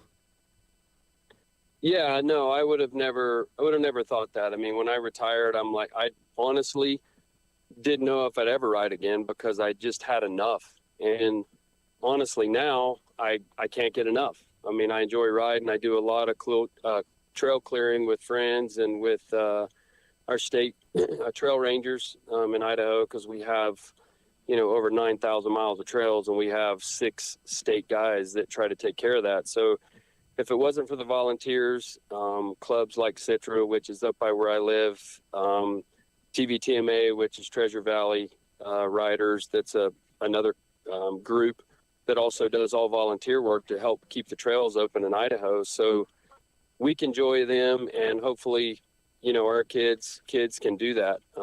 It's always a battle of keeping that stuff open. So I'm not the go to the meeting guy by any means, because you have to sit and listen to people talk about motorcycles that do not know anything about a motorcycle. So Yeah. I'm not that guy, but I'll go out and work my butt off. I'll work my butt off on the trails, you know, all day long and help clear them and keep them open. So fortunately, I get to do a lot of different things. And honestly, a lot of it has to do with what I do at WPS, because the way I look at it, and guys that are looking at numbers and comparing that stuff, what I'm doing, a lot of the stuff of what I'm doing is not something you can put a number on. You know, you can't quantify that and look at the return that you get. But the way I look at it is, if I'm out here helping keep trails open, more people are going to ride motorcycles, and so we sell more product. So that's my theory. You know, all of that. Not everybody sees that, but you know, until they tell me different and we go a different direction, then that's what I'm going to do. So, you know, we form a lot of relationships with consumers, and kind of like you said there on the intro, that, you know, we want people to go into their dealers and ask. If they don't see it, we want them to ask where Fly Racing is. And Yep. so that's my whole goal. And I think we have a pretty unique consumers and our dealers, along with Weston Pike. When I can get him to work, he's a little tough to get to work. But, I can see that. But no, he's been a great add to the program. We have a good time, and we've been doing some off-road riding in Idaho to kind of get him not necessarily more comfortable, but just more time of doing that. I mean, we were out the other day together, and we probably spent, I don't know, 10 hours on the bike. And I guarantee you, if you took 2 of his longest rides in his life and put them together, he's never been on a motorcycle that long in his life. I can't imagine. Jeez. And it's not easy. I mean, that's at, you know, 7, 8, you know, 9,000 feet, you know, and that day we didn't clear a lot of trail. We had a little bit to do, but we mainly went out to ride. And so, you know, getting to do those things, and then having him there and kind of that whole experience, it's just, it's a conversation around the campfire. Absolutely. I love that. It sounds great. Yeah, so, you know, we're kind of talking about the good old days and the heyday of the sport. You know, what do you think that's something that the sport embodied, and, you know, that early 90s era that you were involved in, and what do you think is something that, like, it's kind of missing now? Fan interaction. I mean, I think it's getting better with that, and I know with, you know, I don't even know what to call it. I probably shouldn't call it. But just over the last couple of years, with the fans not being able to get, you know, to the riders and either talk to them or get photos and that type of thing. And I know some of the riders obviously do a good job at it, but I think, you know, we always refer to back in our time, and probably every previous generation would say that they were better. But I think we did a pretty good job at it. You know, and it was not easy to build that fan base with the guys that I was up against because they were good at it. Yeah. And honestly, to today, and some of the kids have got it. I mean, you know, Jet Lawrence pops into my mind. I know AP does well at it, and there's other riders that do. Again, I won't, you know, be able to mention all their names, but to me, that's super important, because if it wasn't for the fans, what the hell are we there for? And I think during this time now, it would be way easier for a guy that was into that to build his fan base. I mean, I know social media, whatever, but I just think that interaction with your fans is irreplaceable. Yeah, that's why. And go ahead. Sorry. I just think, you know, I mean, we've been missing that, and I know with the virus and all of that stuff, it caused those issues, but I don't think a lot of the riders understand how important that is, because, you know, again, you have your guys that are social media famous, and I talk about this all the time, that with companies that I still work with, and they do, I mean, they put a little pressure on me when it comes to social media, and I know that I'm not great at it, but I also tell them, I'm like, how much interaction of these guys that are social media famous, how much interaction do they have with consumers at events, and that can sit around and whether it's talk dirt bikes or whether it's talk adventure bikes or if it's just life, and they don't do that. It's over social media, and I agree it's important, but to me, that's where I try to fill in that gap, that I'm not so good at social media. And so, you know, that's my take on it. Yeah, you've gotten really good at that. Actually, it's always interesting, you know, when seeing you at like some of the pulp events at Supercross, and I remember hearing you multiple times. Like, I don't know why nobody cares about hearing from me. Nobody wants to hear my stories anymore. And I hope by now you've realized that people do like talking to you about your stories and just motorcycles in general. And obviously I didn't know you in the 90s, but like you're very social at the events. You will talk to anybody pretty much as long as they want to talk. And yeah, that goes a long way, especially in the moto industry, right? Because there's fans, but then doing the adventure stuff, I bet there's a lot of people that didn't know much about your career, but the more they talk to you, they become involved, they're interested in Fly or Yamaha or somebody that you're being an ambassador for. So yeah, I think you're perfect for that position. Yeah, I mean, I didn't really do that retirement tour, I'll call it, right, you know, at the end of my career, like a lot of guys have. So now, which not now, I mean, I've obviously been doing this quite a few years now, with being able to be at events and be not there working or racing. And you know, I've not necessarily that the riders need it, but I have taken up for a lot of them at different times, because people will come up and they'll talk about that interaction that they don't have. And I try to break it down to them that they don't understand how busy and how time consuming it is for the guys, because typically during my time, I had a mechanic and you had a team manager. And if there was suspension stuff needed to be done, you talk to him. Well, now you multiply that times 2 with these guys. They got trainers, they got nutritionists, so unfortunately, there's not a lot of time left for the fans. And I try to explain that and have them take that into consideration. And some of them do really at the end of the conversation. They go, yeah, we never really realized that. But I mean, it's true. I mean, even guys that I'm not a fan of. I mean, when I was driving a monster truck, you know, how accessible we were to the fans. And that did teach me a lot, even more after my career. And we would have guys come through the line and they were crossover fans, you know, from moto to, you know, they'd come to Monster Jam where they were bringing their kids to just watch it, or they were coming to watch me. And I had gotten up from the table a few times from an autograph session and went and explained that to them. And so go, yeah, you know, I understand that. I said, I can sit here for 3 hours and sign autographs, and I can get behind the wheel of that truck and do my job. I go, but when it comes to racing, you know, moto and supercross, that's not the case. The mental preparation and the physical preparation is just, you know, far and beyond, obviously. Yeah, good point. You know, so I mean, but again, it goes back to those fans and them going into their shops, and you know, fortunately, I think for the power sports industry over the last couple of years, it's been awesome. I mean, there's more kids on motorcycles, and I've said this on other, interview stuff that I've done, that it's just, I mean, that's where it all starts, right? I mean, I'm not against ball sports, but it's nice that the kids had an opportunity to share that love from whether it was soccer or baseball or whatever to their families going to ride motorcycles. Absolutely. So yeah. So yeah, it's been killer. And I mean, obviously there's going to be some that are going to go back to their ball sports, but if they keep those cycles in the garage, they still have an alternative if that's what they want to do. Dig it. I like it. Yeah, the days of signing boobs and then slamming beers at the race. It's just it's just a completely different sport now. It's crazy. Well, signing boobs was fine, but I didn't slam any beers. I waited until I was basically done before I did that. But yeah, it was a good time. Yeah. So this summer, Dungy's the big talk about him coming back and re-attending the racing. From when I think back, the only person I've ever seen do that was you. You took a gap for a couple of years and then came back and rode the Nationals.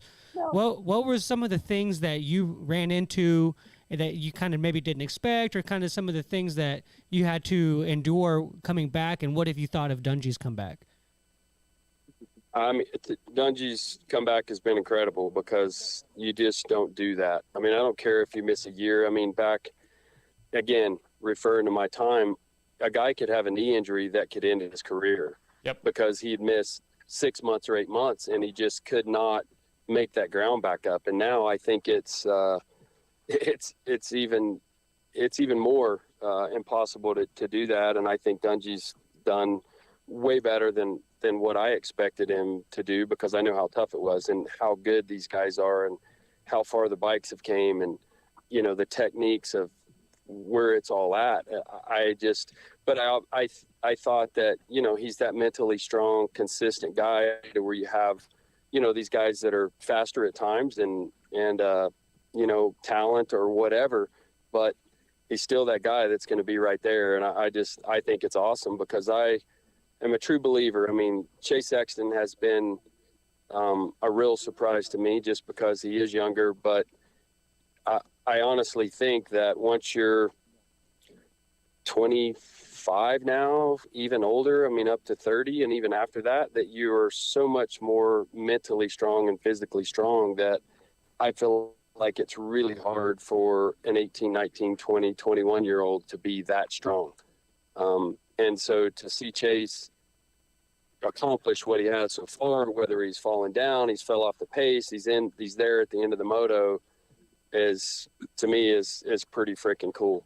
To see a younger guy do that. And again, I don't even know what to say about Tomac. I mean, really, it's just kind of blown us all away, and it's really cool to see him doing it on a Yamaha. I mean, I'm obviously been a part of their program again, I think going on third year and fourth year next year, which I feel like that's where I belong. So it's to have him, accomplish what he has just is really cool, because I think, we went through some guys that, maybe their riding style didn't fit the bike, and whether it was where they were mentally or physically, and then him jump on that bike and just mesh with it, has been freaking awesome. Yeah. And then of course, Dylan last year, Christian in Supercross with the 250s, Colt, Justin Cooper over the last couple. Blue Crew. Look, I can attest, Scotty, I've rode a Blue Crew 450 to its full potential. Yeah. Or maybe I crashed it. Maybe I crashed it to its full potential. Yeah. Yeah, they are. Its potential after that was not very much. They're tough. They may not be the lightest bike out there, but I guarantee you it's the longest lasting bike out there. Yeah, they're good. I don't know if you know this, but I actually own a Blue Crew 125 from 125. Yeah, oh, or 250. sweet. Excuse me, 252 stroke. Sorry, not 125. That was I want a 125, but I have a 250 at the moment that I got from Kiefer and Mathis for cutting the hair, and I'm also should be getting a 250F hopefully pretty soon. So yeah, Blue Crew now, man. I'm Blue Crew all on board. Yeah, this year I got a two-stroke again for the first time, which I got the off-road model. Yeah, I saw that. I got to ride it the other day in its element, and I just completely see why all of the hard enduro guys ride two strokes. I mean, it's like cheating compared to being on a four-stroke. Just the weight and how the bike works, and so it's been really cool working on the thing again and kind of figuring out jetting and, how to make it work, on the slow speed single track technical stuff. And so, yeah, it's been really cool. It's a great bike, and I don't do a lot to my bike. I take care of them. I put on, bulletproof rotary bars. We're losing you, Damon. It's breaking up real bad. Kirby's plastic and ODI grips and, maybe an exhaust, but I like quiet exhaust. I like my 450 has stock exhaust on it, and it's a WR, super quiet. So, hold on. Fuck. Yeah, we're losing you. How about now? Yeah, it's good right now. Okay. Yeah, our phone floated away. Oh, okay. Well, we're gonna wrap this up in just a minute anyway. So yeah, just a few more minutes. Yeah, no worries. No, I was just talking about the bikes. I have a lot of companies that I work with. It was breaking up. Oops, sorry. Go ahead. Go ahead. Okay, cool. No, I just, you make them, personalize them a little bit, and I ride them, and I really enjoy it. I mean, that's the cool thing about the new T7 is it does leave a lot of room for aftermarket companies to specialize and make the bikes, their own bikes. Absolutely. Yeah, that's cool. Yeah, it's really cool. I mean, it's a great bike, but it depends on how you want to ride it. I mean, obviously I ride it not so much in its elements sometimes, but yeah, no, I appreciate the phone call, and it was good chatting with you guys. Yeah, I got a couple more questions for you real quick. Go for it. I got a listener question from a Moose. He wants me to tell you that you're a pussy for not playing outdoor fantasy. Yeah, I do struggle with getting my picks in. We know. I had an assistant that was supposed to notice if within minutes I didn't have them in. She was supposed to get them in, and sometimes she did not do that. So yeah, I'm not super good at it. Sorry, team. Yeah. I'm in a group chat. I won't say her name, but it was Amanda. Yeah, of course. Yeah, I'm in a group chat with Peter and I guess your wife. The whole crew. Yeah, so that's always fun. My other question is, when do we get a rematch for a game of pool? We got to make this happen. Well, I don't think I've played since last time we played, Me but either. I don't think it'd be a problem. I don't think it'd be a problem. Okay. I guess I need to figure out a way to do one of these adventure rides, and maybe we'll shoot some pool somewhere along the lines. Yeah, a couple of our listeners. Yeah, I'm thinking about doing another one in the early fall. So I have one coming up the end of July with a group, and cool. We're gonna spend 4 days riding in the backcountry. So we'll see how that goes. But okay. But yeah, if I were you, I would go and get your own pool stick and get a nice little embroidered bag and start going to your local pool hall and practicing. I probably need it. We won't get into how many games you played versus how many I won. Because I guarantee you're not going to use my pool stick. That's probably fair. Probably fair. It'll end up being involved in a murder case or something. It'll probably get destroyed. Exactly. Last question I have for you is, with all these adventure rides and the things you're doing, how much, or if at all, do you miss competition, going out and lining up and just every once in a while beating the shit out of somebody? It still happens a little bit, but very little. But no, I'm completely okay with it. I mean, obviously we're all still competitive and will be, but I just enjoy seeing where I can go on the thing. I mean, honestly, it's not like trying to prove something or I'm some YouTube freaking star. I just enjoy riding it and seeing people's reaction up on the mountain. You run into somebody up on certain trails and they're like, how in the hell did you get that thing up here? Yeah. And I'm like, honestly, it's not that bad. So anyways, I enjoy that. But no, I mean, it's like going and doing the moto days. I still enjoy that a little bit. I don't ride it as much as I do everything else because I have to drive 3 hours to ride a moto track from where I live. So I ride way more off-road during this time of the year, but I do have some moto events during the year, and it's freaking super fun to get back on the 450 and go rip around with some of the kids and and then talk about it that night. But it takes a lot of damn strength, not only to ride off-road, but it's a whole different ball game to go and ride moto and ride a freaking 450. I mean, nowadays I just call it managing the horsepower. Right. That makes sense. Yeah. Well, Damon, I'll let you get back to your birthday celebration with the friends and family. Thank you for taking a few minutes out of your day for us. Yeah, man. Oh. Good to talk to you guys. All right, Damon, take care. Have fun. All right, see you. All right, see ya.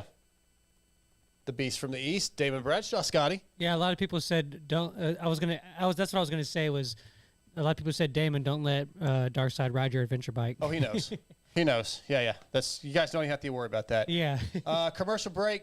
We'll be back with Zack Williams. Yeah, the signal wasn't too bad. I mean, other than that one moment. So yeah. At one point, it sounded like he just taken a bunch of like psychedelics or something. Like, yeah, that was great. What do you mean? Yeah. Good times. Like that, I was watching Old School the other day. Oh, me and Amber just watched that too. When he shot himself with that trank gun. Yeah. Wait, what dart? Yeah. Yeah, we just watched that. The freaking dart in your neck, dude. Okay, in that movie, love that when movie. Blue has the heart attack, the two girls take the tops off. Mm-hmm. The blonde on the left, that's my buddy Monty's now ex-wife. That's Lisa. Yeah, well, I mean, they were married forever. They have like 4 kids. Oh, that's together. wild. I know Lisa. I know. I mean, I've hung out with her. Yeah, cool, man. Yeah, see? Did you see her boobs? In the movie. Was it weird to see it? Like, No. You're like, I've seen her. No, it wasn't weird. You're weird for even asking that. Yeah, I guess so. I don't know. Do you want to know how old she was? Yeah, how old was she? 19. In that movie? I have no idea. I was just making stuff. She was actually dating the actor. He's in the movie. He plays the gay. Man, what's it? I forget what he played now. I can't think of the guy's name. He's a famous actor. Wears the glasses. Comedian. You get it. I'm totally blanking on the guy's name right now. I bet somebody in the chat figured it out. Which guy was he in the movie? He just had a small role, and I feel like he was like a party planner. I don't remember what he was in the movie. He had a real small role. This is great radio now that I'm totally blanking. I can't think of it. I can't think of the guy's name. I'm waiting for somebody on YouTube to. I mean, I've seen that movie 100 times. Yeah, it's like a real, again, like I've said 3 times, real small role, like a cameo almost. Glasses. God dang it, it's driving me crazy now. Is he in the frat? Is he in No, I can't remember what he did. I don't remember. Anyways, what did he do? They were like dating. He's a famous actor. She was dating him when she got in the movie. Oh, okay. So that was a pointless story. Absolutely pointless, Scotty. I don't know why you got me going down that road. Well, are you talking? You're not talking about the guy that's like at the beginning of the movie where he knocks on the door and is like, "Oh, I'm here for the gangbang." No, because that's the director. He always does cameos in his movies. Hang tight, YouTube. I got to IMDb this. I won't be able to finish. Maybe. I'm not stopping. I know. This is time consuming now. Old school. He's a weird dude. I'm scrolling through names. Someone said Elton John. Yes, Elton John. Yes. Jeez. I love our listeners. Watch, he's probably not even credited in the movie. Yeah, we're down to student number 2, and I didn't see his name come up. Come on, man. This is ridiculous. Are you going to really do this to me? Nobody in the freaking chat room knows I just said Elton John. Oh, my God. Andy Dick. Oh, Andy. Oh, he was the oral sex instructor. He was the. There you go. Someone just made a big mistake. Yes. There we go. Yeah, well, because he wasn't wearing glasses in the movie. That's what threw me off. Oh, I think he wears his glasses in real life. Yeah, Maybe he I'm wrong. does. Okay. No, you're Andy right. Dick. She was dating Andy Dick at the time. Jeez. You just, all that for well, nothing. okay. Yeah, that was on me. So what? I mean, I'm blaming you. She but turned Andy Dick gay? I don't think so. I think he's I think he likes both personally, but I don't know the guy, so I can't really answer any of that, Scotty. All I know is she married one of my buddies, Monty, the guitar player from Madonna, Yeah. and they were married for years and had a bunch of kids. And Wait, they're you were not friends married with the guitar player from Madonna? You don't know this story either? No. Yes, one of my Cool, best man. friends from Spring Hill here, Yeah. Longview, has been Didn't- Madonna's guitar didn't player know- for over 20 years. Didn't know Madonna's guitar player was from East Texas. Yep. That's cool. Yep, it is cool. Monty Pittman. Okay, let's get Zach on. And then you're going to finish the wrap-up show stuff, and I'm going to go to sleep. Okay. Should be a good one. It's done.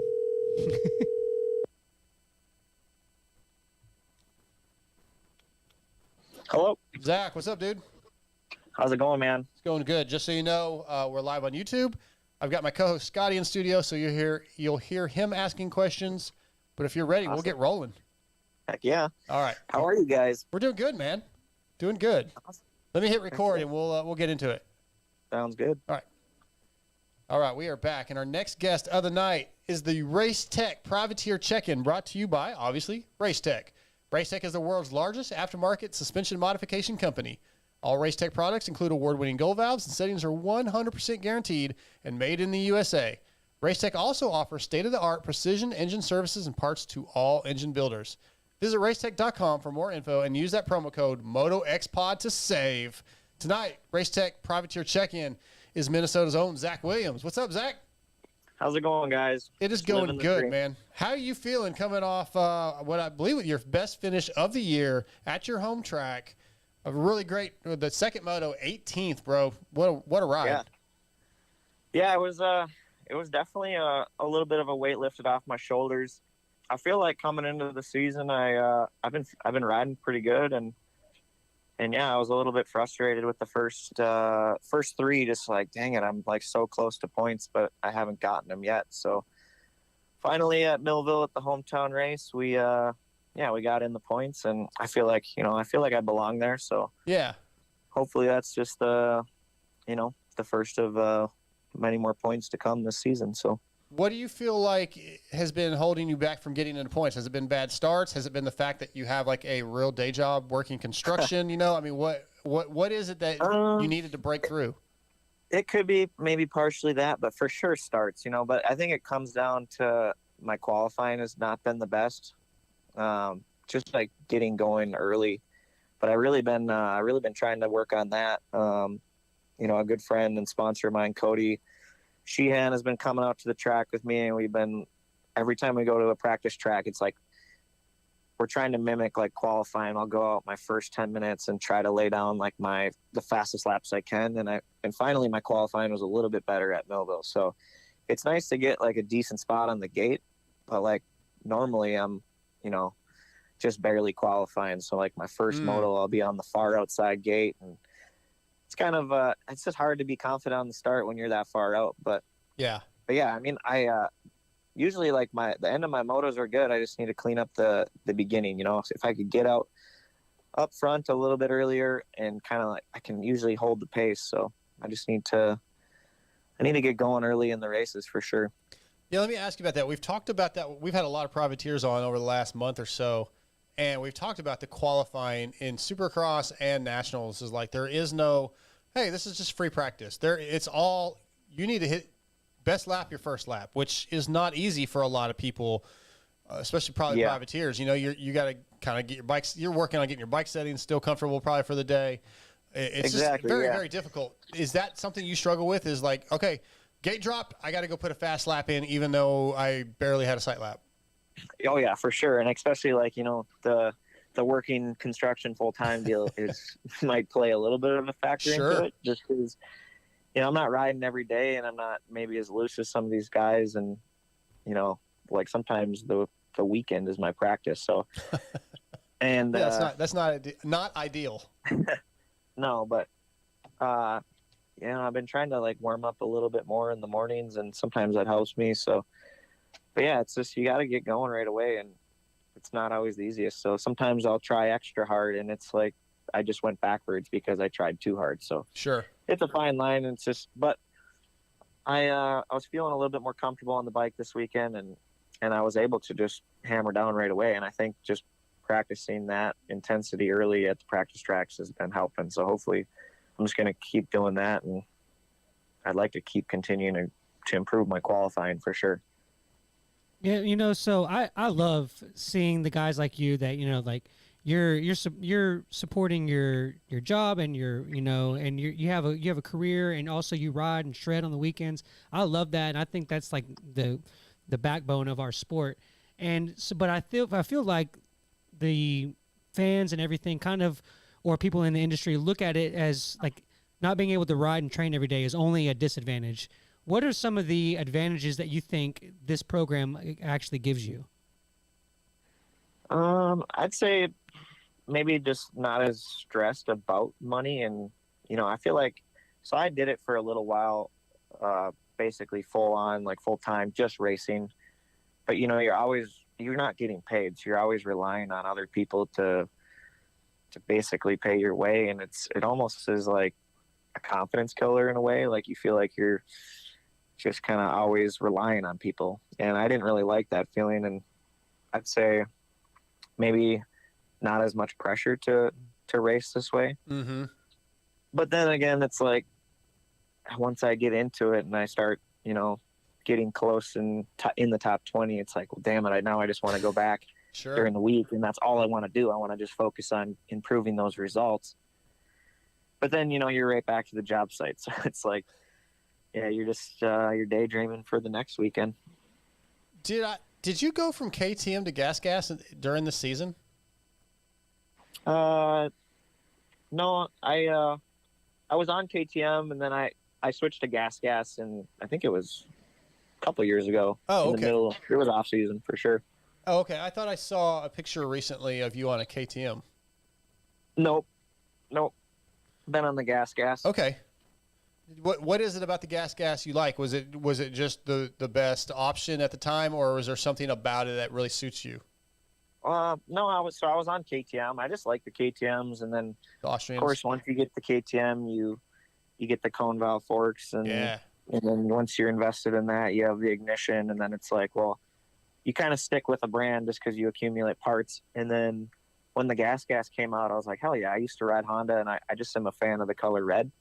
I hear that. Yeah, absolutely. I was like, and I think the red gas just looks cooler. So I was like, hell yeah, I'm going gas. There you go. I think if I was going to go Austrian, that's what I would do too, because of the red bikes. I was always a Honda guy until recently, so I totally get that. Totally. Yeah, I mean, yeah, they're a little bit cheaper, and you know, all the parts that don't come on it, I'm already putting aftermarket parts on it anyway. So. And all good. how is the Twisted motors, man? Jamie's killing it. Oh, absolutely.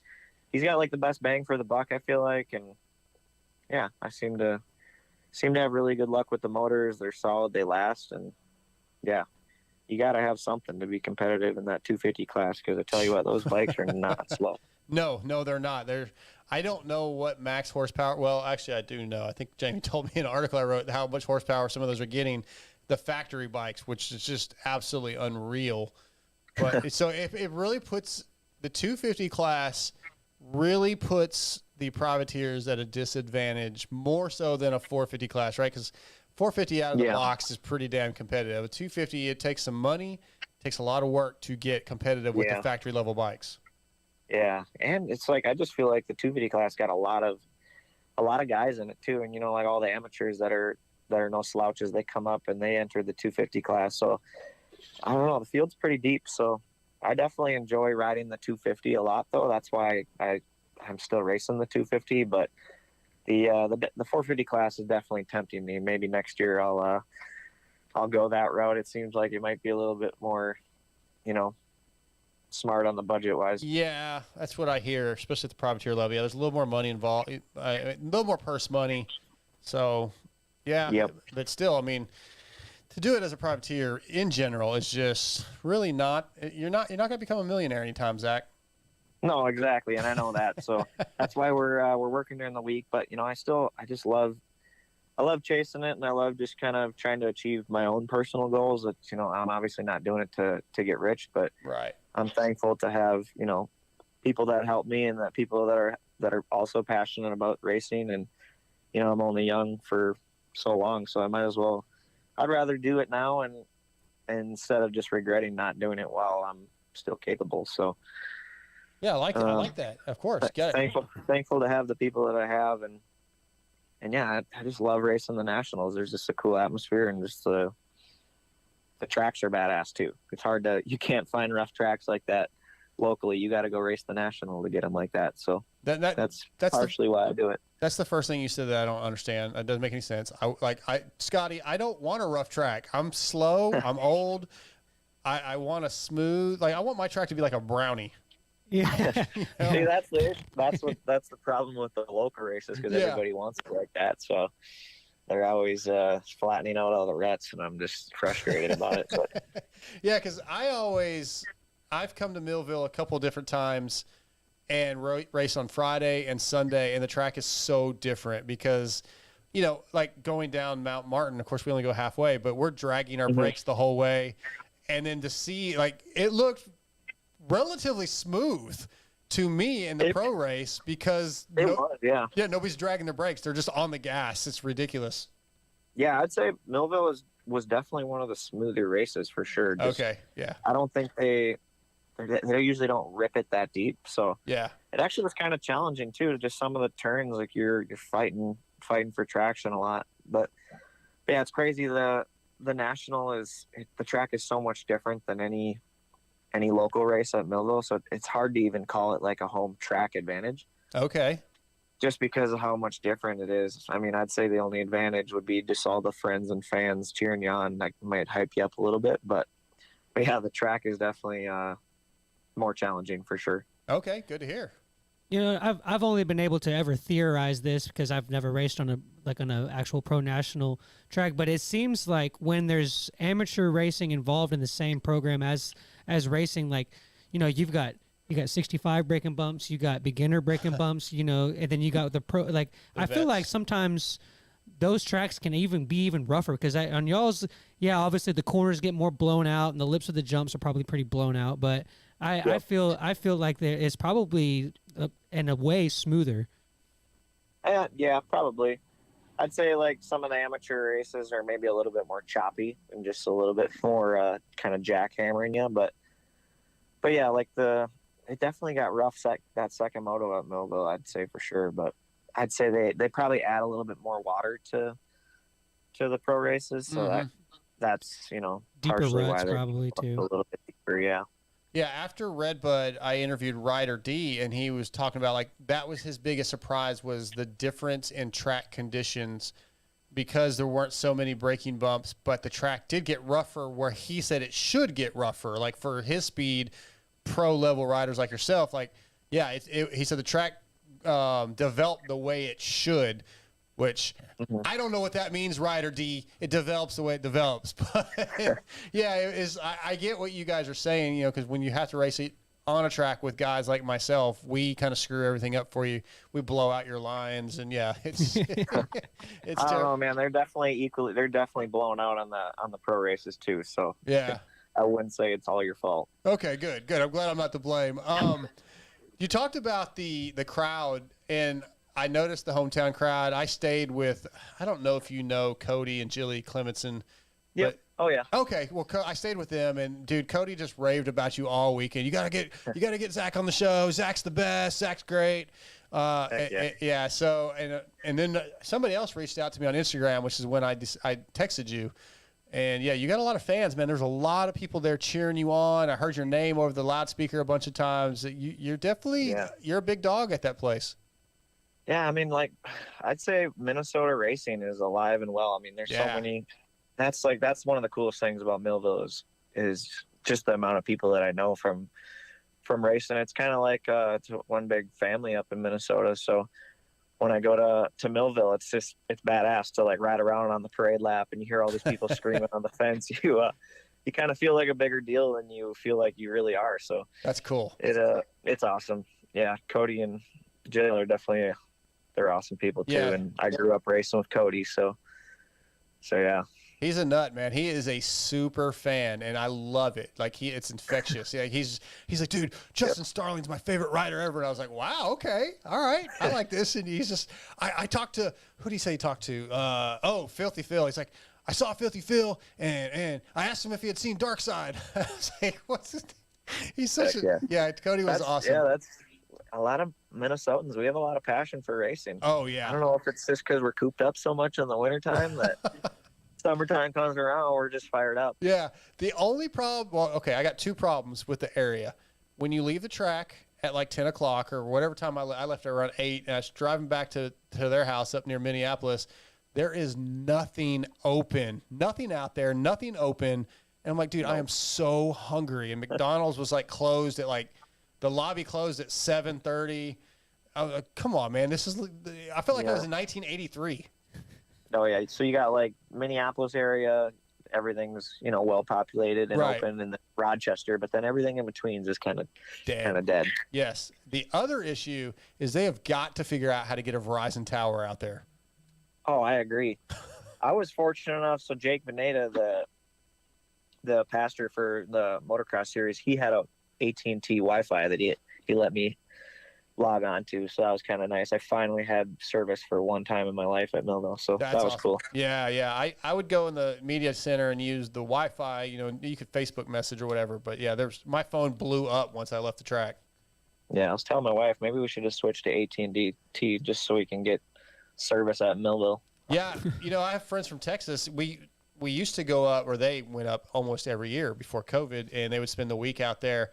And they would, at least one of them would buy like an AT&T burner phone, like just do a 1 month, buy some minutes so they could have a phone. Oh yeah. Yep. Somebody told me you were training a little bit with Dungy. Tell me what that consists of. What does that mean? You're training with Dungy a little? So he's obviously been riding up here, and so I mainly ride at the BP Moto Ranch. It's up in Chisago City, so it's the FXR.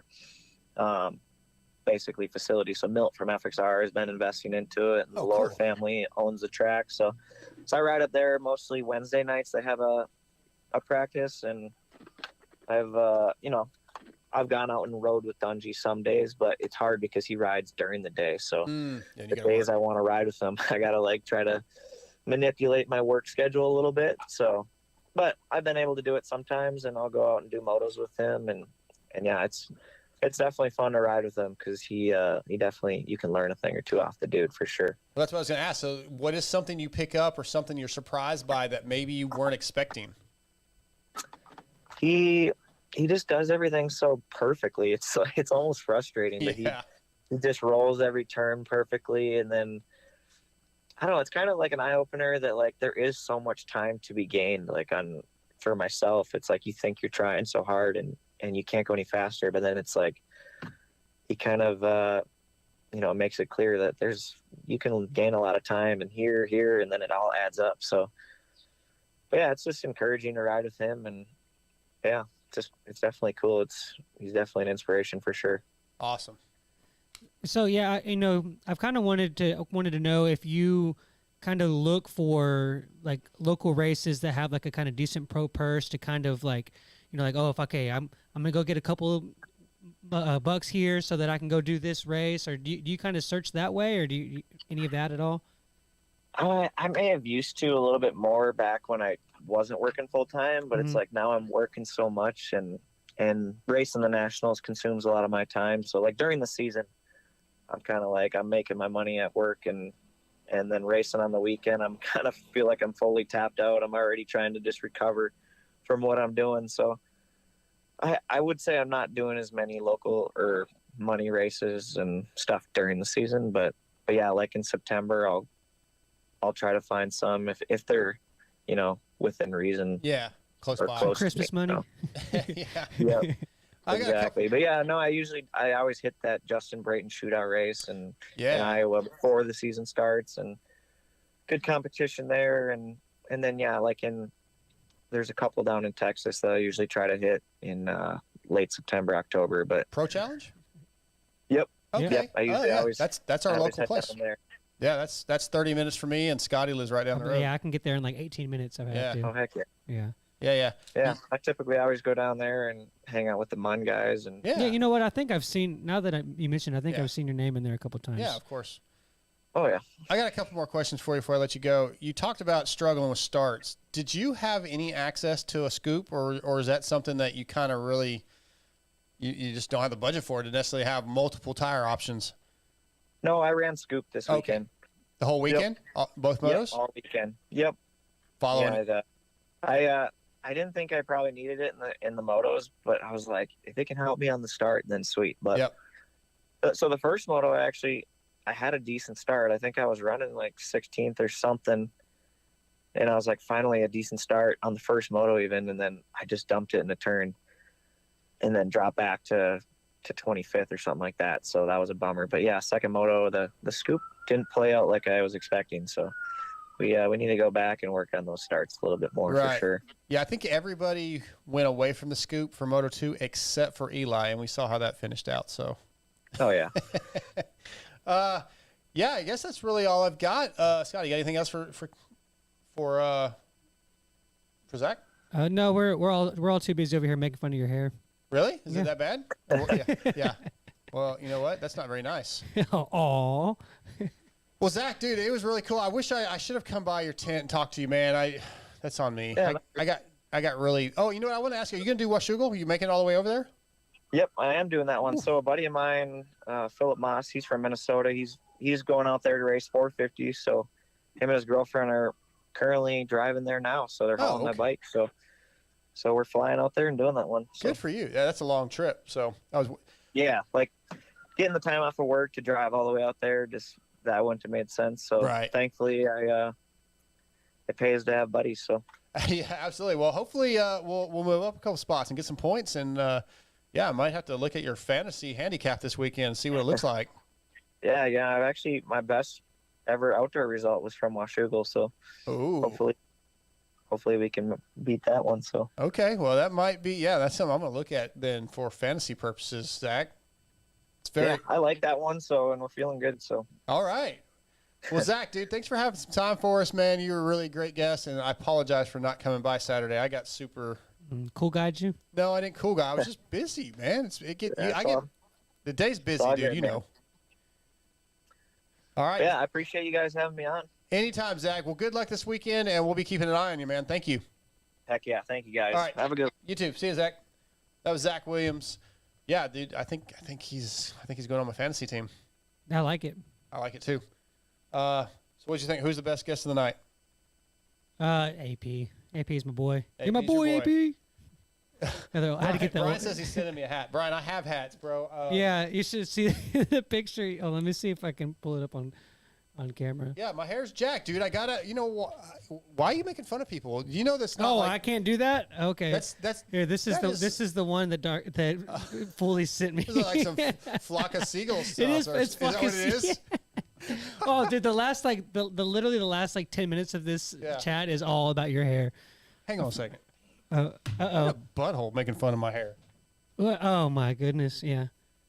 So you can make fun of my voice, you can make fun of my questions, you can make fun of my height, my shirt size, but I say something about your flock of seagulls hair and it's all over. I have never made fun of your voice.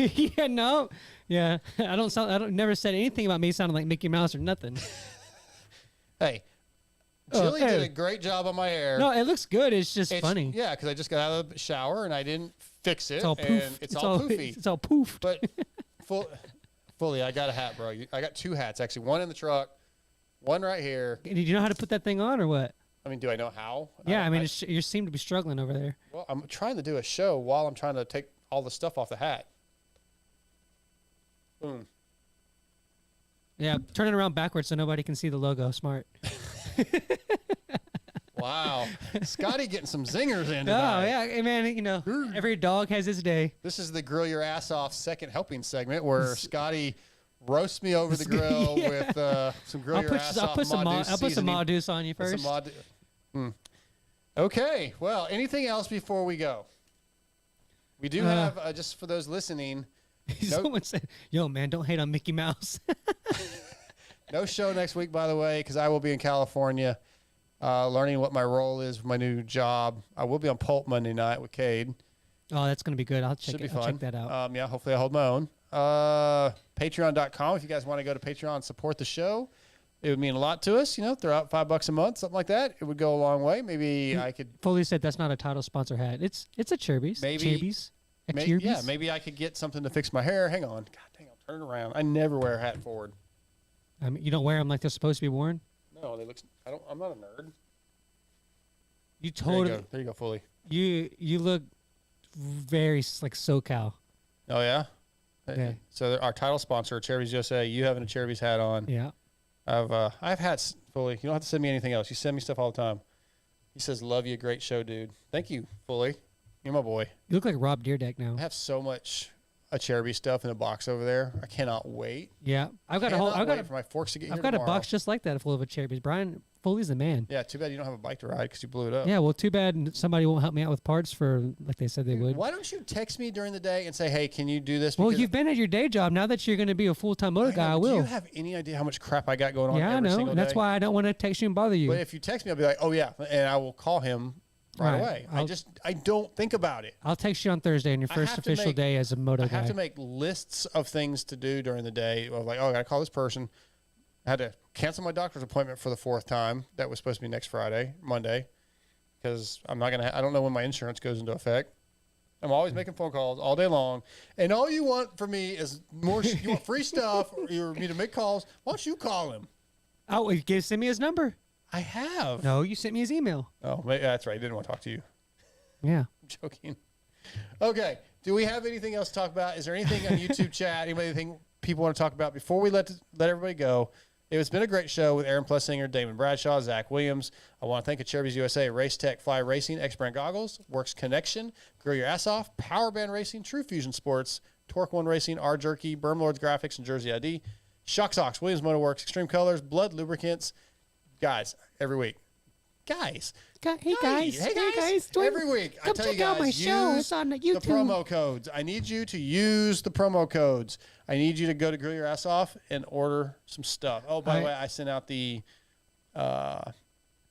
queso today. That went out. The poster went out today. So queso, please use the codes. If you don't know the codes, email us, motoxpodshow@gmail.com. I'll get you a code. But support these guys. Go to Works Connection. Go to use Race Tech. What? Why are you laughing? That was another hair joke. You can tell in a minute. Our Jerky, hit those guys up. You know, the big ones, these title sponsors.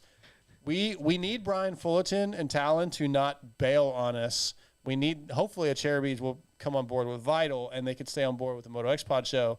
We need them to stay with us. That means you have to go buy stuff.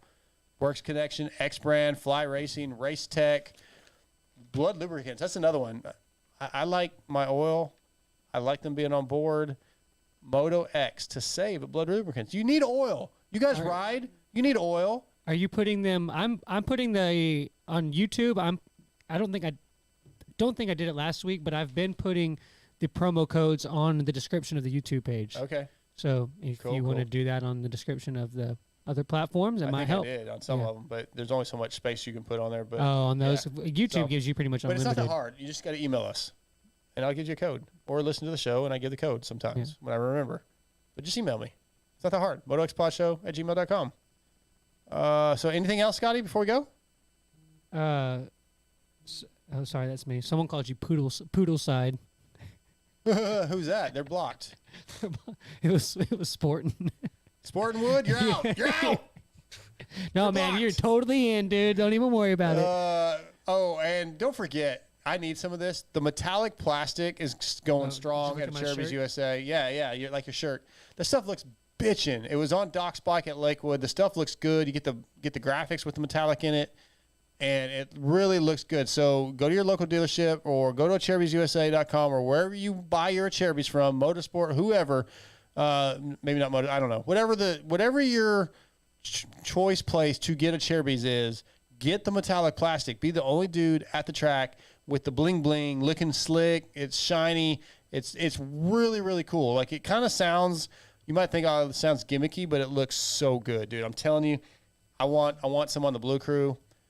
And if I get another bike, I'm definitely going to put the metallic on it. So I'll have multiple bikes. So metallic plastic from a Cherubys USA. Support those guys. Support our sponsors. Patreon.com if it suits you, because we like money. We like going to races. We like, maybe Scotty can get paid one day. I don't know. Like, What? He can pay his gas money at least. Yeah, I mean, right now I would take it. Would you? Yeah. Would you? Wow, what a surprise. Yeah. Oh, I'll take it. All right, we're wrapping this thing up. Yeah, I don't feel like being made fun someone of. Someone said it sounds like Step Brothers in here. All right, we're out. All right, peace. Thanks, YouTube guys.